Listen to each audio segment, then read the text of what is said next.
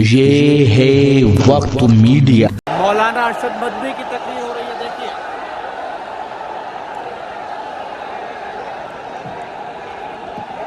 جن کے ہاتھوں میں جھنڈے ہیں مستعد ہو کر کے لہراتے تشریف لانے والے ہیں خطاب فرمانے کے لیے صدر محترم حضرت مولانا سید ارشد مدنی دامت برکاتہم۔ علامہ اقبال نے ایسوں کے بارے میں ہی کہا تھا، الہی یہ تیرے پراسرار بندے، الہی یہ تیرے پراسرار بندے جنہیں تو نے بخشا ہے ذوق خدائی، دو نیم ان کی ٹھوکر میں دریا و صحرا سمٹ کر پہاڑ ان کی ہیبت سے آئی۔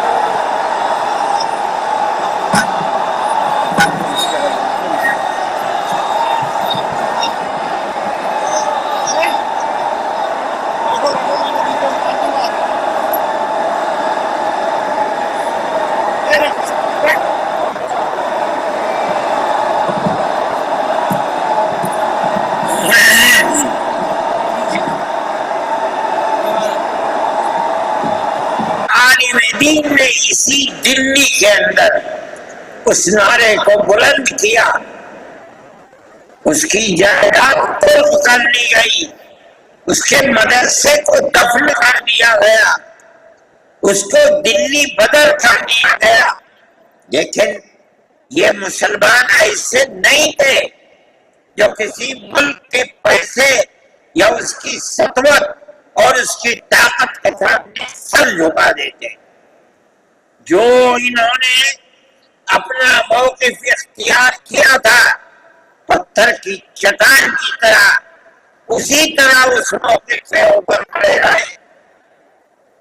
سب سے پہلا جہاد 1932 کے اندر ہوا، ہندوستانی لوگ تو جانتے بھی نہیں، اور اس کے اندر لوگ بڑھ گئے، ختم ہو گئے۔ شاہ عبدالعزیز صاحب کے رشتے کے اولاد میں شاہ اسماعیل شہید اور رائے بریلی کے شاہ احمد شہید دونوں کے دونوں ختم ہو گئے، شہید ہو گئے بالا کوٹ کے میدان میں۔ لیکن پیچھے نہیں ہٹے، وہ لوگ جو بچ کر آئے تھے سن 1857 میں پھر جہاد کر دیا، اور اس کے اندر صرف اسی دلی کے اندر 33,000 مسلمان شہید کیے گئے، اور لال قلعے سے لے کر جامع مسجد تک درختوں کے اوپر ان کی لاشوں کو لٹکا دیا گیا۔ یہ مسلمان کی تاریخ ہے، علماء کی تاریخ ہے۔ بتائیں کون ہے جس کی زندگی کے اندر یہ تاریخ مل سکتی ہے؟ میں کہتا ہوں، لاکھوں آدمی کے سامنے کہتا ہوں، کوئی مائی کا لال ہے جس نے اس ملک کی اس طرح خدمت کی ہو جس طرح مسلمان علماء نے خدمت کی ہے؟ میرے بھائی، جمعیت علماء انہی مجاہدین کی بنائی ہوئی جماعت ہے۔ ہم تو ان کے جوتے سیدھے کرنے والے ہیں۔ ہمارا کیا کام ہے؟ ایک ہی کام ہے کہ انہوں نے جو جمعیت کی بنیاد کے اندر ہندو مسلم اتحاد اور ملک کے ہر بسنے والے کو ایک پیغام دیا تھا پیار و محبت کا، ہم اسی پیغام کو لیے بیٹھے ہوئے ہیں۔ ہمارا کام صرف اتنا ہے، دنیا توڑنا چاہتی ہے، حکومتیں برباد کرنا چاہتی ہے، فرقہ پرست ذہنیت آگ لگانا چاہتی ہے، یہ نعرہ دینا چاہتی ہے کہ ہندو الگ، سکھ الگ، مسلمان الگ۔ ہم کہتے نہیں، ہندو مسلم سکھ عیسائی بھائی بھائی۔ یہ ہمارا پیغام نہیں ہے، ان بزرگوں کا پیغام ہے جنہوں نے پھانسیوں کے تختوں کو چوما، اپنے اس ملک کے لیے چوما ہے، اس کی آزادی کے لیے چوما ہے۔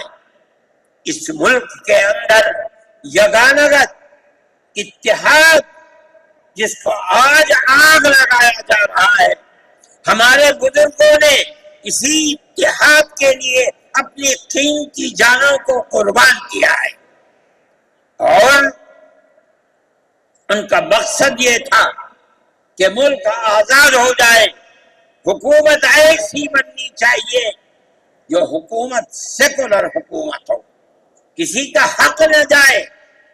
کانگریس اس لیے نہیں بنی تھی، یہ 1803 کی آواز ہے کہ ملک غلام ہو گیا، جہاد کرنا فرض ہے۔ کانگریس کا تو وجود بھی نہیں تھا، کانگریس تو 28 دسمبر 1985 کو بنی ہے، اور اس کا پہلا اجلاس بمبئی کے اندر ہوا ہے۔ آپ لوگ سمجھیں اس کو، کانگریس ملک کو آزاد کرانے کے لیے نہیں بنی تھی، کانگریس کی تجویز موجود ہے۔ وہ کہتے ہیں کہ ہندو مسلم ملک کے بسنے والوں کی اس جنگ و جدال سے دو جہاد، سن 32 کا 1857 کا، اس جہاد کے نتیجے میں جو برطانیہ کی حکومت اور ہندوستان کی حکومت میں دوری پیدا ہو گئی ہے، کانگریس کا مقصد تھا کہ اس دوری کو ختم کر دیا جائے، ملک کو اپنے گردن سے زنجیر غلامی کی نکال کر توڑ دیا جائے، کانگریس کا مقصد نہیں تھا۔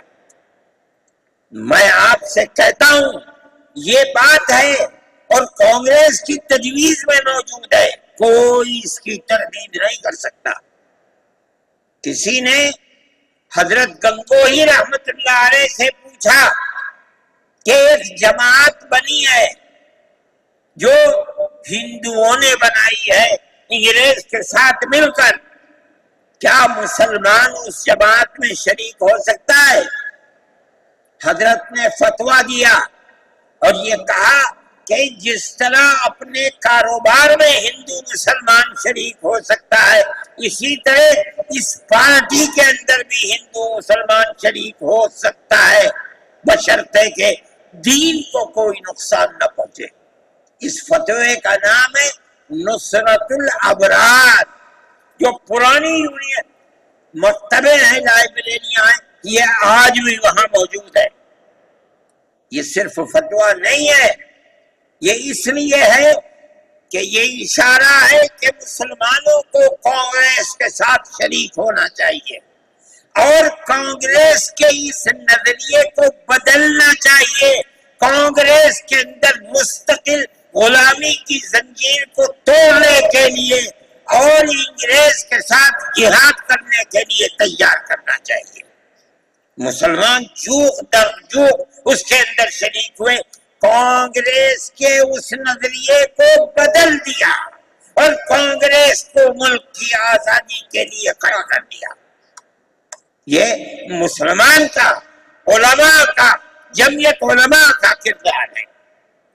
کوئی مانے نہ مانے، تاریخ میں لکھی ہوئی چیزیں ہیں، ہم سے پوچھے ہم وہ تاریخ کی لکھی ہوئی چیزیں لیں گے؟ ہماری تاریخ کو مٹا دیا گیا۔ وہ طبقہ جو آج ملک کے اندر اسلام اور مسلمانوں کو دفن کرنا چاہتا ہے، وہ ہماری تاریخ کو دفن کرنے کے اندر کامیاب ہو گیا، مگر ہم کہتے ہیں یہ ہماری تاریخ ہے۔ میرے بھائی، ملک اسی طرح چلتا رہا، جیسے جیسے آزادی قریب آتی رہی، جمعیت علماء ہند وہ تنہا ایک جماعت تھی جو برابر موتی لال نہرو، جواہر لال نہرو، گاندھی جی سے یہ بات کہتی رہی کہ ہمیں ضمانت دو، ہم 143 سال ہیں ہماری زندگی، جہاد کی زندگی، ہمیں یہ ضمانت دو کہ ملک آزاد ہوگا تو اس کا کردار سیکولر کردار ہوگا، دستور سیکولر دستور ہوگا، جس کے اندر ہندو، مسلمان، سکھ، پارسی، عیسائی ہر ایک کو اپنے مذہب کے ساتھ جینے کا حق ہوگا، اور حکومت کا کوئی مذہب نہیں ہوگا. ہمارے پاس تجویزیں موجود ہیں. برابر ہمیں مفتی کفایت اللہ صاحب جو جمعیت علماء کے اس وقت صدر تھے، نام لے کر ان کے پاس موتی لال نہرو، گاندھی جی، یہ لوگ اپنی ورکنگ کمیٹیوں کی تجاویز بھیجتے ہیں. مفتی صاحب کرم فرما، مفتی صاحب یہ ہے کہ ہمارا ملک جب آزاد ہوگا ہم گارنٹی دیتے ہیں کہ ملک سیکولر ملک ہوگا. اس کا کیا مطلب ہے؟ ہمارا کردار، ہمارا مذہب، ہمارا وقت، ہر چیز آزاد رہے گا. مسلمان جس طرح چاہے گا اپنی زندگی گزارے گا، اپنے مذہب کو سینے سے لگا کر زندگی گزارے گا. میں یہ بات صرف ہوائی نہیں کہہ رہا ہوں، آپ غور سے اس تحریر کا ایک ایک لفظ سنیں. ہری پور ضلع سورت کا اجلاس عام جو 19 20 21 فروری 1938 میں 47 میں ملک آزاد ہوا، یہ اجلاس 1938 میں، اس سے بھی 9 سال پہلے، یعنی آج کے مقابلے میں 80 سال پہلے یہ اجلاس ہوا تھا. اس کے اندر تجویز دیکھیا. ورکنگ کمیٹی نے 1937 میں اپنی کلکتے کی میٹنگ میں اقلیتوں کے حقوق پر جو تجویز پاس کی تھی اسے یہ کانگریس منظور کرتی ہے.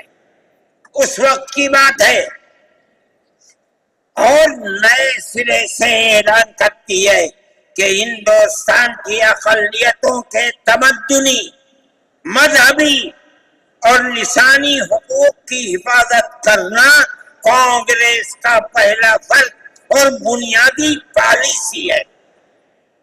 تاکہ حکومت کی کسی بھی ایسی اسکیم میں جس میں کانگریس شریک ہو، اقلیتوں کو ترقی اور نشو و نما کا زیادہ سے زیادہ موقع مل سکے.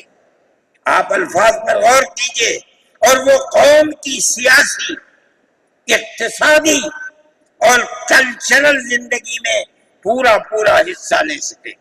اس کے بعد اس بنیاد پر مسلمانوں کو مطمئن رہنا چاہیے کہ آزاد ہندوستان کی حکومت میں ان کا مذہب، مذہبی فرائض، اذان، نماز، جمعہ، عید، روزہ، حج، زکوٰۃ، مذہبی تبلیغ، مساجد، مقابر، قربانی، مذہبی جلوس، مذہبی جلسے وغیرہ جملہ مذہبی رسوم اور مذہبی ادارے محفوظ ہوں گے.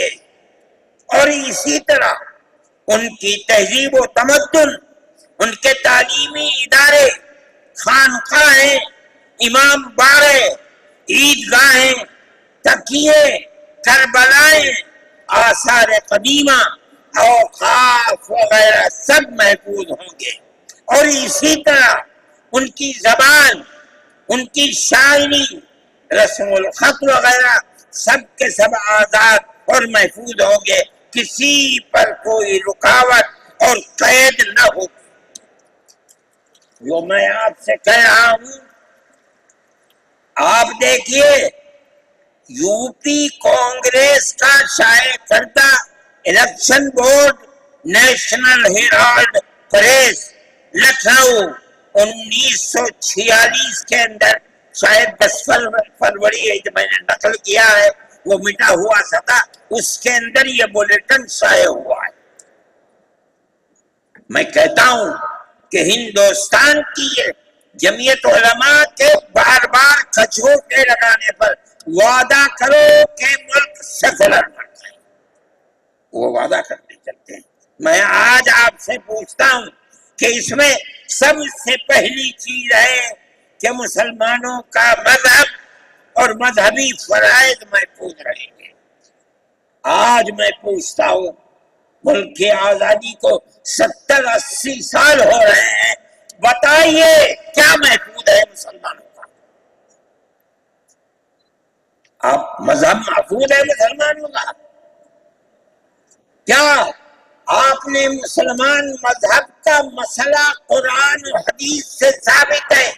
آپ جو کچھ کر سکتے تھے آپ نے نکاح اور طلاق کے اندر کر دیا، بہت کام محفوظ ہے۔ آپ کی حکومت اتراکھنڈ میں ہے، آپ یکساں سول کوڈ، یعنی کوئی تعلق مسلمان کا مذہب سے نہیں ہوگا، گورنمنٹ جو قائم کرے گی اس کے اوپر مسلمان کو چلنا ہوگا۔ کہاں کا سیکولرزم ہے؟ کیا مسلمان اس پر اطمینان کر سکتا ہے؟ آپ کی زندگی اور آپ کی حکومت کا بنیادی ناپاک پتھر یہ ہے کہ مسلمان کو اپنے مذہب سے آپ دور کر دیں۔ کیا آپ اسے قبول کریں گے؟ یہ آج کی حکومت کا یہ مسئلہ ہے۔ مذہبی فرائض کہاں کے آپ زندہ رہ گئے؟ آج آپ نے مسئلہ بنایا ہے کہ اتراکھنڈ کی ریاست اور شہروں کے اندر مسلمان جو 50 سال سے آباد ہے، آباد بھی نہیں رہ سکے گا۔ یہ آپ کا کردار ہے، یہ تصویر ہے اور ناپاک تصویر ہے کہتے ہیں۔ اس تصویر کو آپ پیش کر رہے ہیں، یہ تصویر سیکولر دستور کی تصویر نہیں ہے۔ ہمارا آج کا یہ کنونشن سیکولر دستور کی حفاظت کے لیے ہے۔ کہاں ہے جی؟ کیا کر رہے ہو؟ اس ملک کو، ملک میں رہنے والوں کے لیے جہنم بنا رہے ہو۔ جمعیت علماء اس کو قبول نہیں کرتی۔ ہم تو کہہ رہے ہیں اس بات کو، کسی کی زبان اٹھتی ہو یا نہ اٹھتی ہو، لیکن ہم کہتے ہیں کہ جو ہو رہا ہے وہ ملک کو آگ لگانے کے لیے، دستور کو آگ لگانے کے لیے ہو رہا ہے۔ جمعیت علماء اسے قبول نہیں کرے گی۔ اگر جمعیت علماء نے اس بدترین حکومت جو یہ کہتی تھی کہ ہماری حکومت میں سورج نہیں ڈوبتا، جمعیت علماء نے کبھی اس کے سامنے سر نہیں جھکایا، اس کے بعد ہم کس کے سامنے سر جھکائیں گے؟ ہمارا سر صرف ایک اللہ کے سامنے جھکتا ہے اور کسی کے سامنے نہیں جھکتا۔ میرے بھائی، آپ ایک اس کو لیتے ہیں، میں کہتا ہوں آپ کیا کہتے ہیں؟ اس کے اندر جہاں ہے وہاں اسی طریقے سے اوقاف وغیرہ سب محفوظ ہوں گے۔ اوقاف محفوظ ہے، یہ آپ کے سامنے حضرت مولانا بیٹھے ہوئے تقریر کی ہے۔ اوقاف کو ہڑپنا چاہتے ہیں۔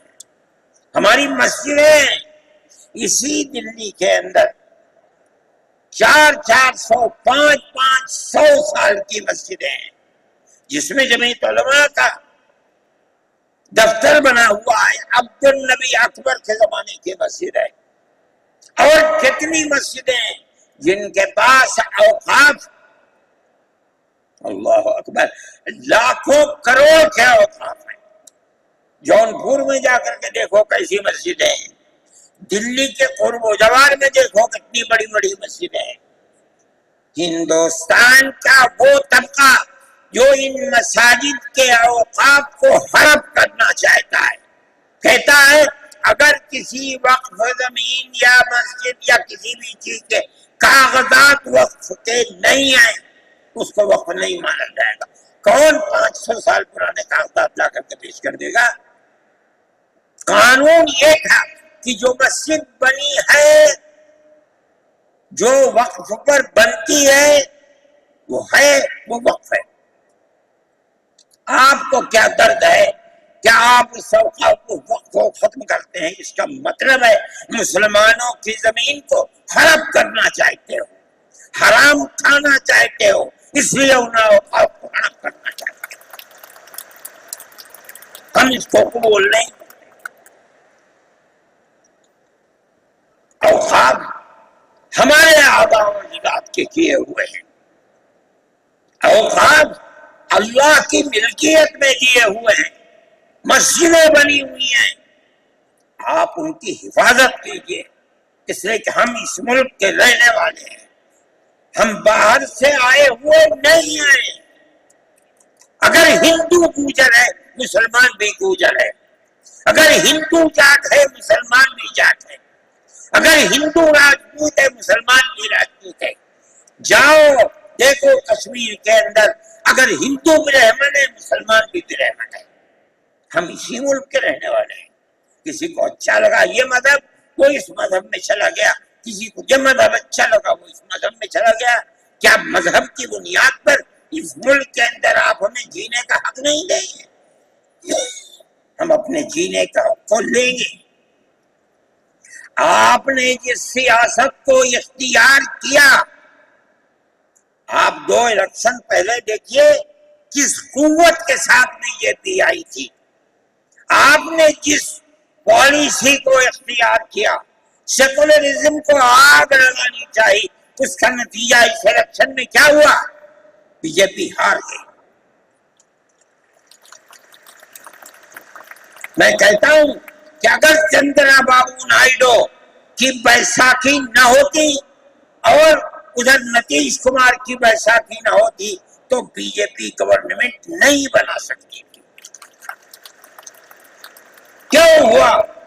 وہ جو 14 سال پہلے اتنی قوت کے ساتھ آئی تھی کہ لگتا تھا کسی دوسری جماعت کا چراغ ہی نہیں جل رہا ہے، وہ چراغ آج بجھ کیسے گیا؟ اس پالیسی کی وجہ سے۔ ملک کی پالیسی اگر بھائی بھائی کی ہوگی ملک زندہ رہے گا۔ ایک باپ کی اولاد 5 4 3 اگر پیار و محبت کے ساتھ رہیں گے وہ گھر آباد رہے گا، اگر دشمنی ہوگی سب برباد ہو جائیں گے۔ ہماری یہ پالیسی ہے کہ ہندو مسلمان سکھ عیسائی سب ایک دوسرے کے ساتھ بھائی بھائی ہیں۔ آپ اس پالیسی کو کیوں مخالفت کرتے ہیں؟ ہم اسی طرح چلتے ہیں۔ جمعیت علماء ہند کا یہی کردار ہے، جمعیت علماء ہند آج بھی یہی کرتی ہے۔ میں نے ابھی چند مہینے ہوئے میوات کے اندر لوگ لٹ گئے، پس گئے، ان کو جمع کیا۔ ہم نے ان سب کو 1 لاکھ یا 2 لاکھ روپے دیے جا کر کے، مسلمان بھی تھے ہندو بھی تھے، ہم نے ان کو دیا، وہ خوش ہو گئے۔ ہم ہر سال تقریباً 1.5 کروڑ روپے دیتے ہیں بچوں کو جو پڑھنے والے ہوتے ہیں، جو غریب ہوتے ہیں، اونچی تعلیم کے لیے۔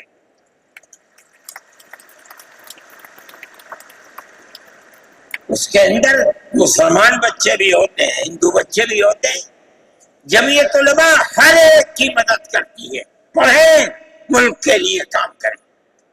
میں جا رہا تھا ایک مرتبہ بنگلور سے سوار ہوا، مجھے جانا تھا سوئٹزرلینڈ، ایک میٹنگ تھی وہاں سعودی عرب کی، سوئٹزرلینڈ کے اندر۔ میں جب گیا جہاز کے اندر صبح ہوئی تو میں نے چائے وائے پی، میرے پاس جو پائلٹ تھا چلانے والا وہ آیا، میرا شکریہ ادا کرنے لگا، آپ نے بڑی محبت کے ساتھ۔ میں نے سوچا کیا بات ہے، کیا آپ کیوں؟ کہنے لگے کہ مجھے اس جگہ تک پہنچنے میں جمعیت علماء اگر مدد نہ کرتی میں نے کچھ کر سکتا تھا۔ مجھے حیرت ہو گئی کہ کیا بات ہے یہ، ہم ہر ایک کی مدد کرتے ہیں۔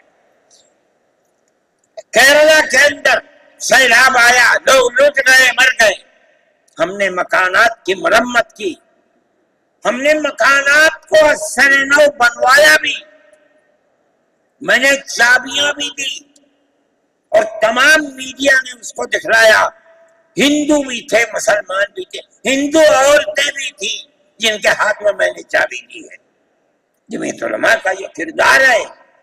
ہمارے بزرگوں نے متحدہ قومیت کتابیں شائع کی ہیں، اس کا مطلب ہے کہ ہندوستان کی قوم مذہب کی بنیاد پر نہیں بٹے گی، جو ہندوستان میں رہتا ہے ان سب کی ایک ہی قوم ہے، مذہب کی بنیاد پر قومیں تقسیم نہیں ہوگی۔ یہ ہمارا کردار ہے، ہم اس کردار پر زندہ ہیں۔ اور اسی پر چلتے.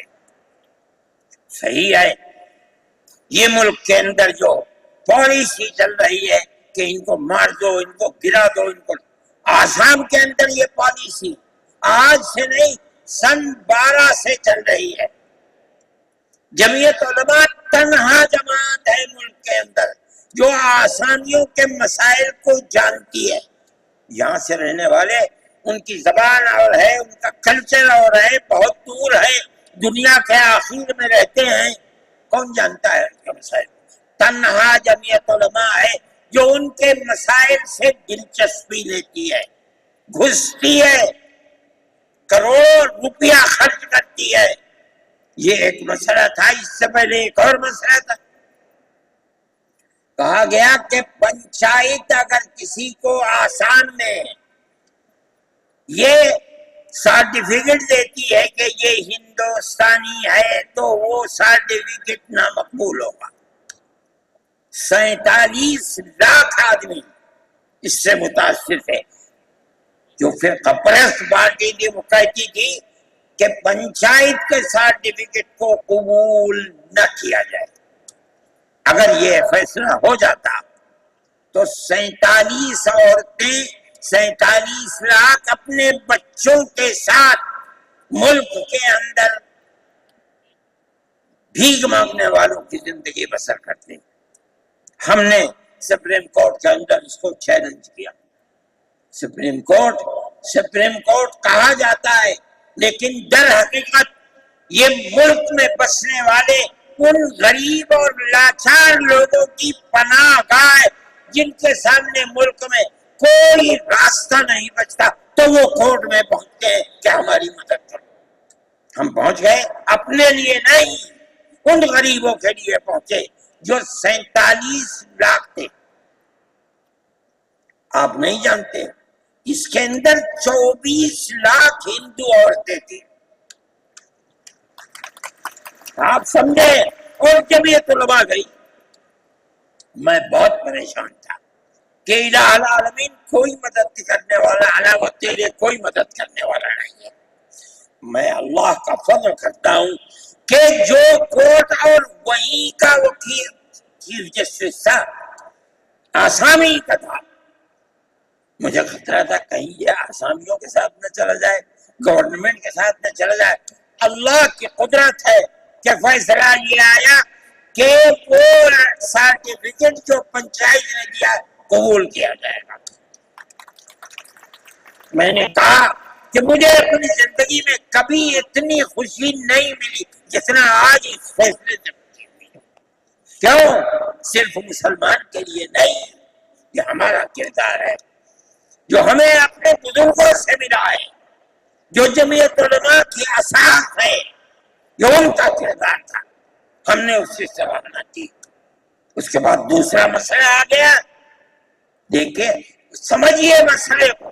سارے ہندوستان کے اندر قانون یہ ہے کہ جو سب سے پہلی مردم شماری سن 47 میں ملک آزاد ہوا، سن 51 کے اندر پہلی مردم شماری ہے. جس کا نام اس مردم شماری میں ہے وہ ہندوستان ہے.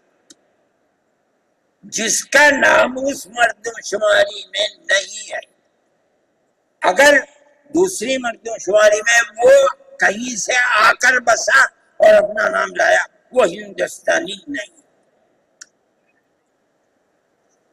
اچھا، پاکستان ایک مغربی پاکستان تھا، ایک مشرقی پاکستان تھا.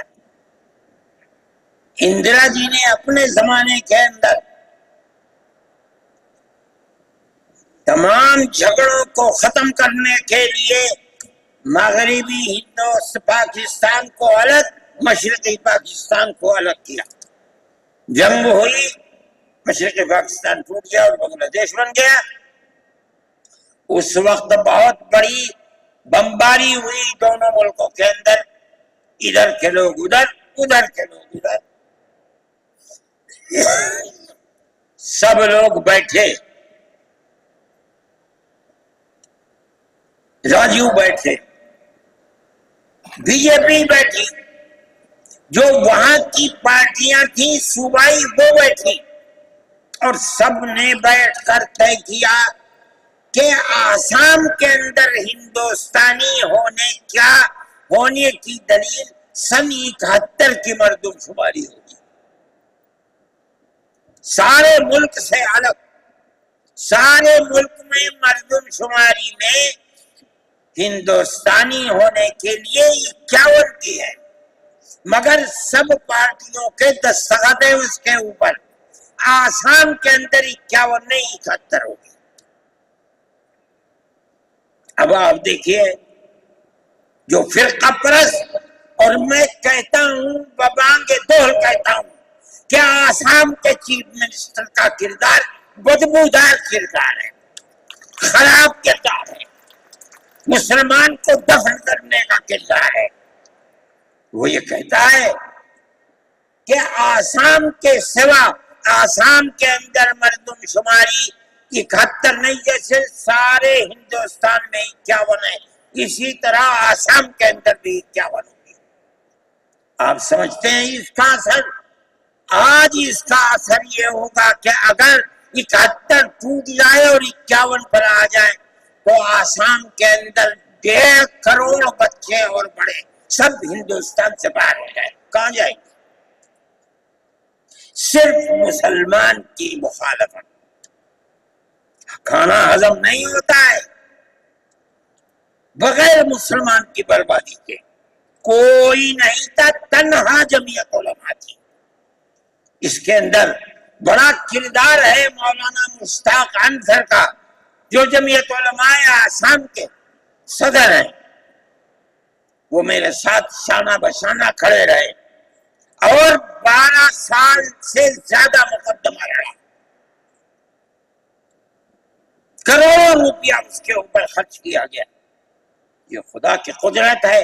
آج آیا تو یہ طے کر دیا گیا کہ 51 نہیں، آسام میں 71 ہی بنیاد بنے گا۔ اس کا کیا مطلب ہے کہ آپ نے آسام کی 80 لاکھ کی آبادی کو زندہ کر دیا جو موت کے کنارے پر کھڑی ہوئی تھی۔ مجھے افسوس ہے کہ لوگوں کا یہ قول مجھ تک پہنچا ہے کہ انہی نے آسام کے چیف منسٹر سے یہ بات کہی کہ اب کیا ہوگا، کہ ہماری صحت پر کوئی اثر نہیں پڑتا ہے۔ کیا مطلب ہے؟ ہم آسام میں مسلمانوں کو چین کا سانس نہیں لینے دیں گے۔ دیکھیں کب تک چلتے ہیں۔ اگر جمعیت علماء زندہ ہے اور اللہ نے ہمیں زندہ رکھا، ہم دیکھیں گے کہ کیا کرتے ہیں۔ ہم زندہ ہیں۔ یہ جمعیت علماء کا کردار ہے، ہم اس کے پیچھے چلتے ہیں۔ جمعیت علماء زندہ باد۔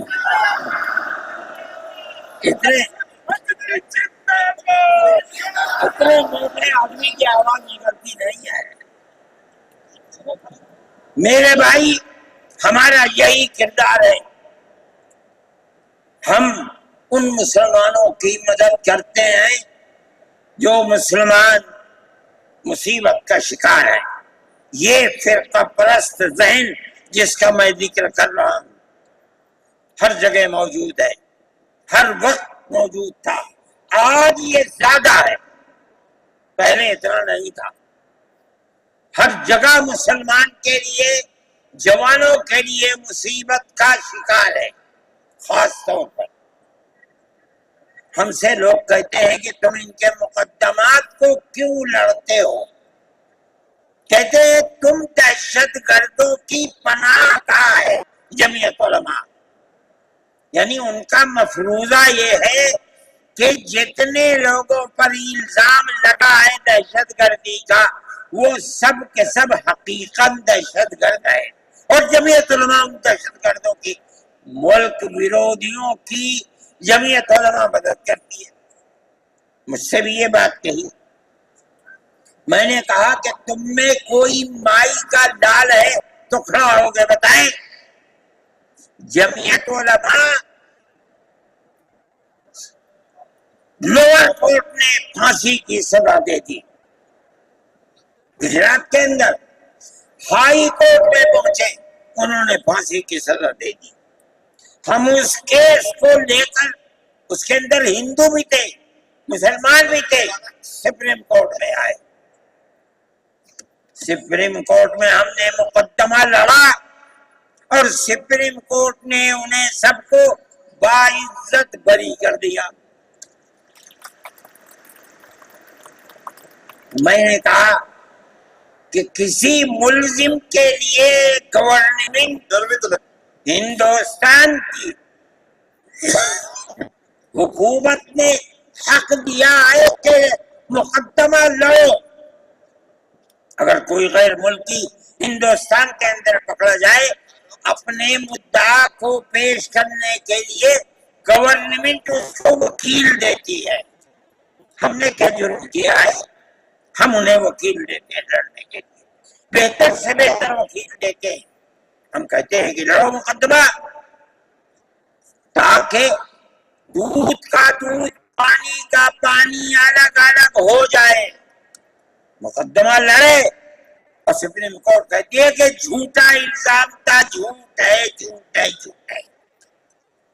ملک کے اندر فرقہ پرستی ہے، دشمنی ہے، ہر طبقے کے اندر ہے۔ کوئی بھی طبقہ، پولیس کا ہو، انتظامیہ کا ہو، کسی کے اوپر جو چاہے الزام لگا دے۔ جمعیت علماء آج بھی جو کیس لڑ رہی ہے، 1050 کیس ہیں جو lower court, high court, supreme court کے اندر لڑ رہی ہے۔ 1050 کیس ہیں اور اس کے اندر 850 ملزم ہیں۔ ہم لڑتے ہیں مقدمہ، ہم یہ سمجھتے ہیں کہ آپ جس کو ہائی کورٹ، سپریم کورٹ تک یہ ثابت کر دیں کہ یہ ملزم ہے، انہوں نے دیش کے ساتھ وروध کیا ہے، ثابت ہو جائے، ہمارا کوئی تعلق اس سے نہیں ہے۔ جب تک ثابت نہ ہو، پولیس کے کہنے سے یا کسی راستے پر چلنے والے کے کہنے سے کہ یہ دیش وروधी ہیں، ہم اسے دیش وروधी تھوڑے ہی مان لیں گے۔ ہم جاتے ہیں ہائی کورٹ، سپریم کورٹ میں جاتے ہیں اور ہم دودھ کا دودھ، پانی کا پانی کرنا چاہتے ہیں۔ ہمیں آزادی مل جاتی ہے۔ بتائیے جمعیت علماء ہند، نعرہ تکبیر، نعرہ تکبیر، جمعیت علماء ہند، حضرت مولانا سعید ارشد مدنی صاحب، جمعیت علماء ہند اسی طرح سے کام کر رہی ہے۔ ابھی آپ کے یہاں ہلدوانی کے اندر ہوا، مسجد کو توڑ دیا، شہید کر دیا، گولی چلا کر 6 آدمیوں کو قتل کر دیا۔ اس کے ساتھ ساتھ 101 آدمیوں کو گرفتار کر لیا اور ایسی دفعات کے اوپر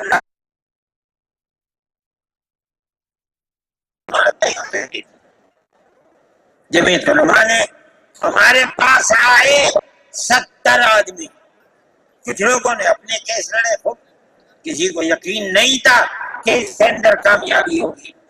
اللہ کی مدد سے ہم نے اپنے وکیل کو بلایا بمبئی سے، اور اس کے بعد جو بہتر سے بہتر سپریم کورٹ کا وکیل تھا اس کو بلایا اور ہم نے کہا کہ کیس لڑیے۔ 5 پیشیاں ہوئی اور وہ وہیں جاتا تھا ہائی کورٹ،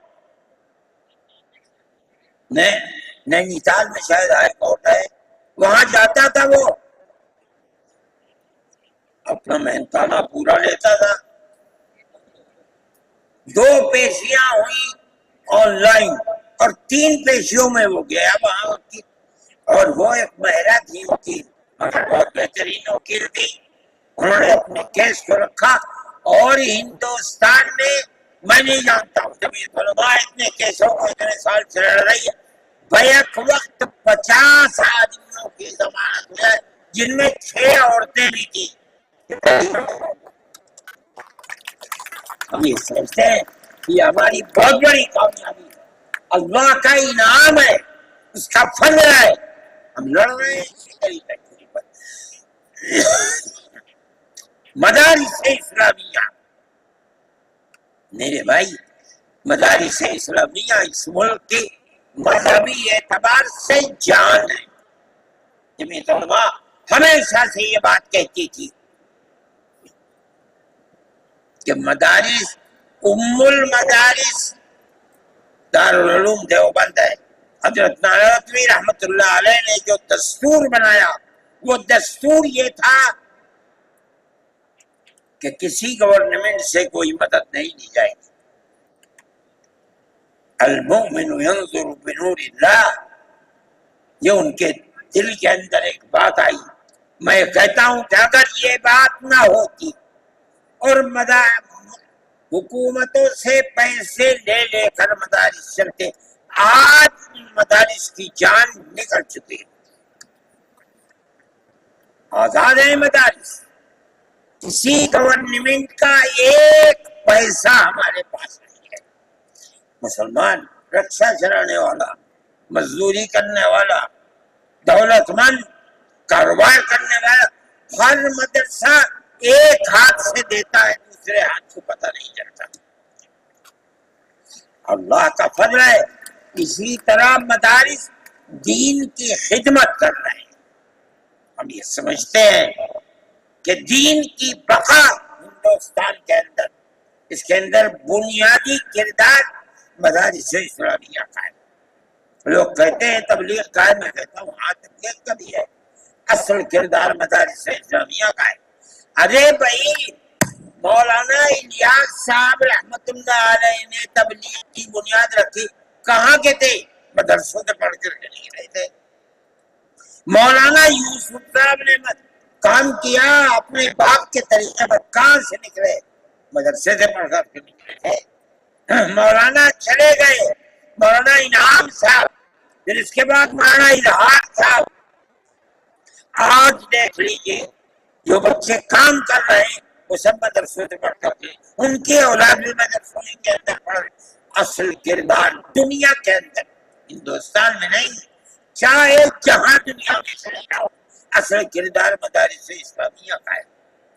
اگر کسی روئے زمین میں آج کہیں کوئی مسلمان اللہ کہتا ہے، میں سمجھتا ہوں دیکھ لو کہیں نہ کہیں کسی مدرسے سے پڑھا ہوا ہوگا۔ نعرہ تکبیر!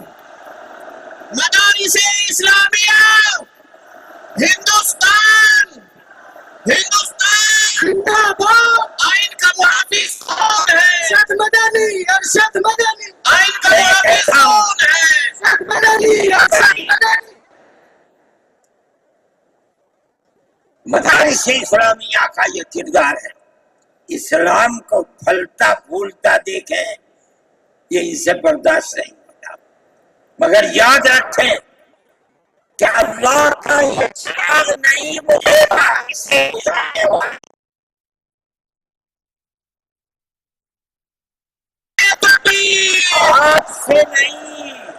آج سے نہیں 1400 سال سے اسلام کی یہی تصویر ہے کہ یطفئون نور اللہ بافواہہم ویأبی اللہ الا ان یتم نورہ۔ اللہ کے چراغ کو پھونک سے بجھانا چاہتے ہیں، اللہ انکار کرتا نہیں، یہ چراغ مکمل ہو کر کے رہے گا۔ میرے بھائی فرقہ پرست ذہنیت کو کرنا چاہتی ہے، اللہ چاہے گا تو یہ نہیں ہوگا۔ مسلمان اسی ماحول کے اندر زندہ ہے، زندہ رہے گا، اور اسی طرح اس ملک کے اندر اسلام کا، اس ملک کے اندر بھی اسلام کا چراغ چلتا رہے گا۔ میرے بھائی میں یہ باتیں اس لیے کہہ رہا ہوں کہ آپ کے اندر حوصلہ ہونا چاہیے، لیکن امن و امان کو مت جانے دیجیے۔ مسلمان مر جائے ٹھیک ہے، مگر امن و امان ختم نہیں ہونا چاہیے۔ میں نے ٹھیک ہے اسلام کو نہیں مانتا آدمی، اللہ کو نہیں مانتا، اللہ کو برا بھلا کہتا ہے۔ ہمارے آقا ہمارے سر اور آنکھوں پر ان کے جوتے ہیں، ہم ان کو اللہ کے بعد دوسری شخصیت سمجھتے ہیں۔ جو نہیں مانتا وہ ان کو برا بھلا کہتا ہے، کہے، لیکن نقض امن کے لیے کہے، ہم یہ سمجھتے ہیں کہ ہندوستان کے قانون کے خلاف ہے۔ یہ فرقہ پرستی ہے کہ اس کو بند کر دیا جائے، کسی جگہ چھپا دیا جائے، اور وہ جو احتجاج کریں ان سے جیلوں کو بھر دیا جائے۔ ہم سمجھتے ہیں کہ یہ خود ایسا کرنے والوں کی فرقہ پرستی ہے، ہم اس کو قبول نہیں کرتے۔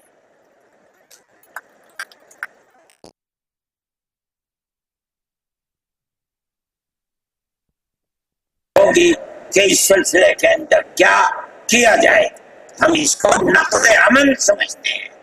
آپ ایسا کرنے والوں پر نقض امن کی بنیاد نہ بنائیں، اور وہ جو گھروں سے باہر نکلے ان پر نقض امن کی بنیاد۔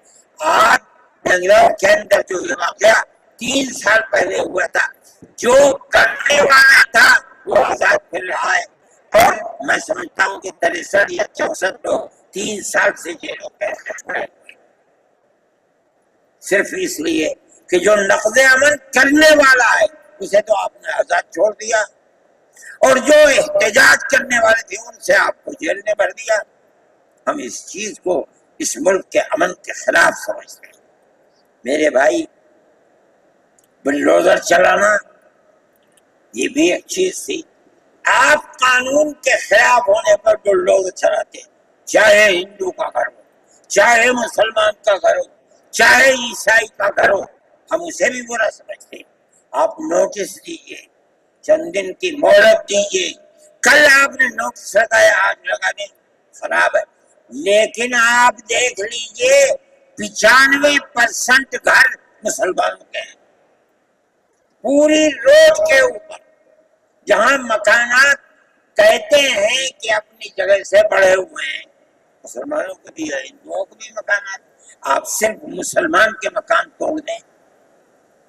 پھر دوسری مصیبت کیا ہے کہ اس مکان کے اندر مان لیجیے بوڑھے ماں باپ رہتے ہیں، جس کو آپ نے پکڑا ہے، کوئی غلطی ہوئی ہے، اس کے بیوی اور بچے رہتے ہیں اس مکان میں، غلطی اس ایک آدمی سے ہوئی، آپ پورے مکان کو گرا دیں، ماں باپ کہاں جائیں گے؟ ایسے مکانات کو گرا دیا جس میں وہ کرائے پر رہتے تھے، ان کا مکان ملے، آپ نے گرا دیا۔ ہم اس کے خلاف، ہمیں سمجھتے ہیں کہ گورنمنٹ کا یہ عمل ملک کے دستور اور آئین کے خلاف ہے۔ اس لیے جمعیت علماء ان تمام چیزوں کے اوپر نکیر کرتی ہے، اور ہم یہ سمجھتے ہیں کہ اگر یہ ملک زندہ رہے گا تو اخوت و ہمدردی اور پیار و محبت کے ساتھ زندہ ہے۔ جمعیت علماء کی یہ پالیسی ہے، ہم سب کو ساتھ لے کر چلتے ہیں، کسی کی مخالفت نہیں۔ یہ پنڈت جی بیٹھے تھے، چلے گئے، تھک گئے، اس سے ہو گئے کہ اتنا بڑا ٹیکا لگا ہوا ہے، کہنے کا میں تو آیا ہوں جلسے میں شریک ہوگا۔ میں نے کہا کوئی دیکھے گا تو کیا کہے گا؟ جی کہنے جو چاہے کہے، میرے تعلقات سب سے، میں ہر ایک سے اپنے تعلقات، چاہے کوئی ہندو ہو چاہے مسلمان ہو، میں نے اپنے بچپن میں دیکھا ہے کہ حضرت رحمت اللہ علیہ کے پاس ہندو بھی آتے تھے، مسلمان بھی آتے تھے۔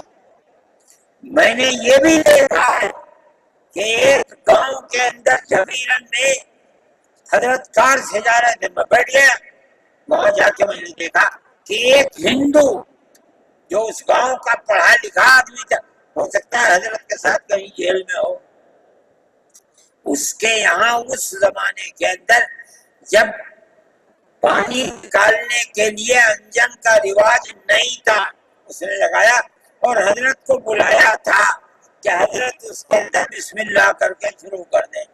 حضرت کا بڑھاپا تھا، وہ اسے چلانا، تو وہ بھی لگا اور بھی لوگ لگے اور حضرت بھی لگے اور اسے چلایا، اور پانی نکلنے لگا. یہ تعلقات تھے. ہم آج بھی اسی کے اوپر قائم ہیں. بغیر پیار و محبت کے ملک نہیں چلے گا. آپ کو یہ چلانا پڑے گا. اسلام اور مسلمان کی مخالفت کریں اور اسے برباد کریں، یہ چیز نہیں چلے گی.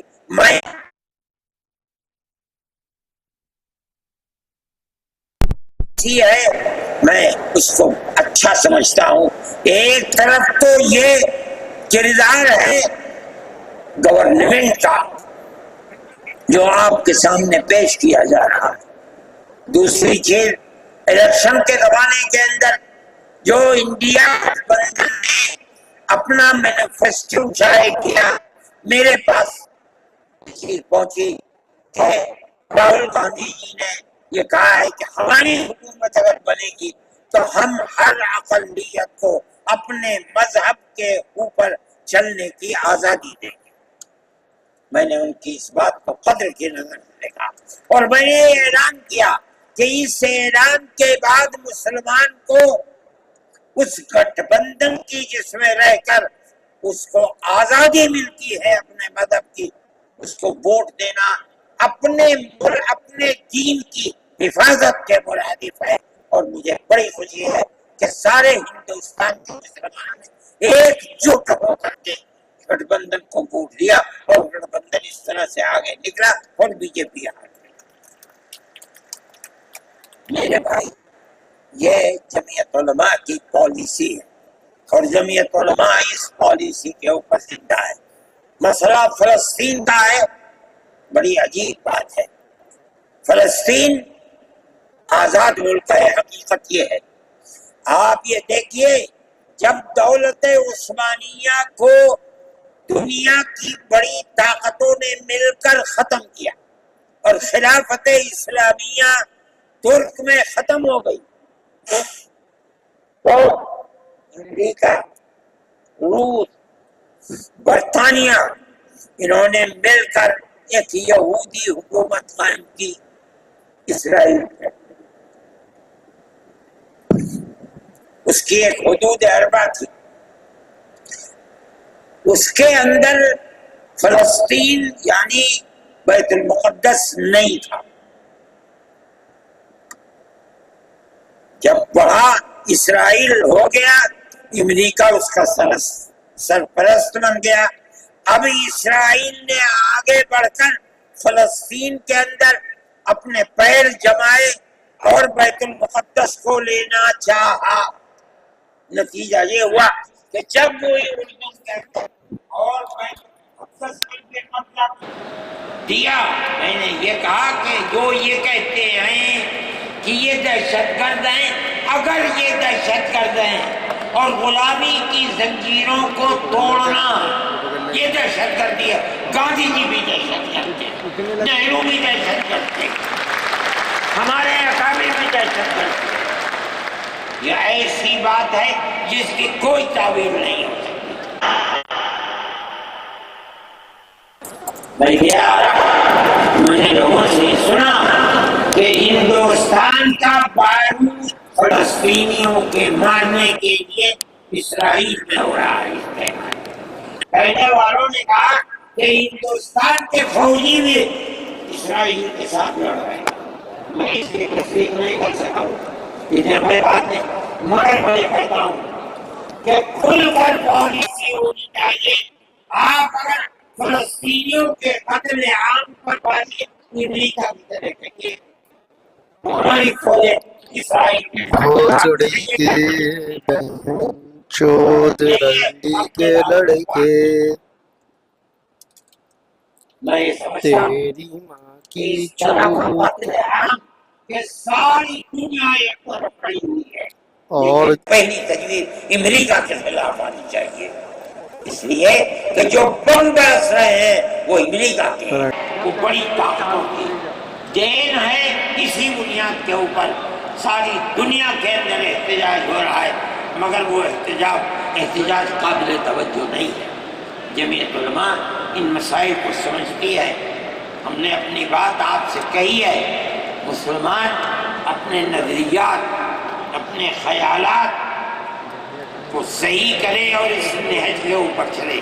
میں پھر کہتا ہوں، آپ ہندو مسلم اتحاد، آپ جس گاؤں میں ہیں وہاں اتحاد رکھیے، اپنے کھیت میں ہیں وہاں اتحاد رکھیے، بازار میں بیٹھے ہیں وہاں اتحاد رکھیے، جہاں دنیا کے اندر ہے مذہب کی بنیاد پر نہیں، ہندو مسلم بھائی بھائی اسی اتحاد کی بنیاد کے اوپر چلیے۔ اگر آپ چلیں گے تو آپ اپنے ملک کے وفادار ہیں اور آپ صحیح راستے پر چلنے والے ہیں، اور اگر آپ وہ پالیسی خدا نخواستہ جو فرقہ پرست نظریے کی پالیسی ہے اگر آپ اسے اپنائیں گے، ملک تباہ ہو جائے گا، برباد ہو جائے گا۔ میں انہی نظریات کے ساتھ آپ حضرات سے اجازت لیتا ہوں اور اپنے ان احباب کا شکریہ ادا کرتا ہوں جنہوں نے توجہ دلا کر گھر گھر جا کر اپنے بھائیوں کو اس اجلاس میں آنے کے لیے آمادہ کیا ہے، جمعیت علماء کا پیغام پہنچایا ہے، اور ان لوگوں نے یہاں آ کر اس اجلاس کی رونق کو بڑھایا۔ میں شہر دلی کے ان لوگوں کو جنہوں نے 25,000 لوگوں کو جو سیدھے رام لیلا گراؤنڈ میں پہنچے تھے ان کے ناشتے کا بندوبست کیا، اور جمعیت علماء کے آواز پر آنے والوں کے لیے محبت کا معاملہ کیا، میں ان کو بھی دلی شکریہ ادا کرتا ہوں۔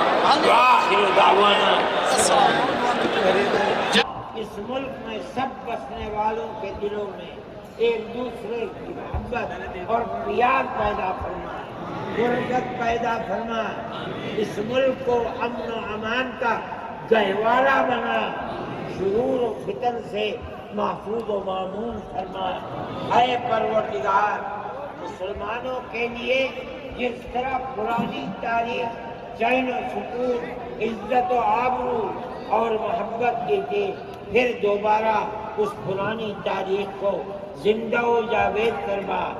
جو لوگ نفرت کے بیج بو رہے ہیں، اے اللہ ہمارا ایمان ہے کہ حکومت آپ ہی کی ہے، قادر مطلق آپ ہی ہیں۔ اے اللہ نفرت کے بیج بونے والوں کو ناکام و نامراد فرما، اور اے اللہ پیار و محبت کا بول بالا فرما، اور شرور و فتن سے محفوظ و مامون فرما۔ اے اللہ جس طرح امن و امان کے ساتھ یہ سب لوگ آئے ہیں، اسی طرح امن و امان کے ساتھ انہیں اپنے گھروں میں پہنچا۔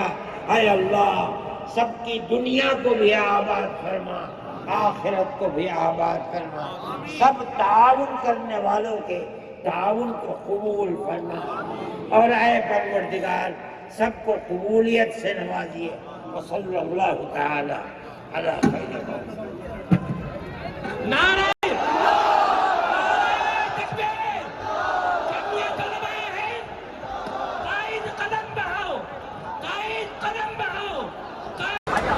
میں شفیق خان، وقت میڈیا کے لیے، اندرا گاندھی اسٹیڈیم دہلی سے۔